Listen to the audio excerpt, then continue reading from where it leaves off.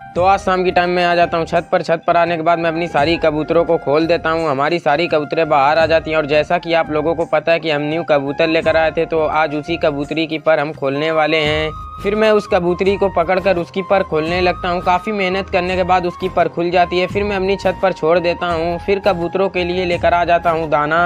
कबूतरों को दाना डालने लगता हूँ। हमारी सारी कबूतरें दाना मज़े से खाने लगती हैं। और मैं अपने चैनल पर बहुत जल्द गिव अवे भी लाने वाला हूं कबूतरों का, तो जो भाई सब्सक्राइब नहीं किए हमारे चैनल को सब्सक्राइब कर लें। फिर मैं अपनी सारी कबूतरों को दाना पानी देकर बंद कर देता हूं।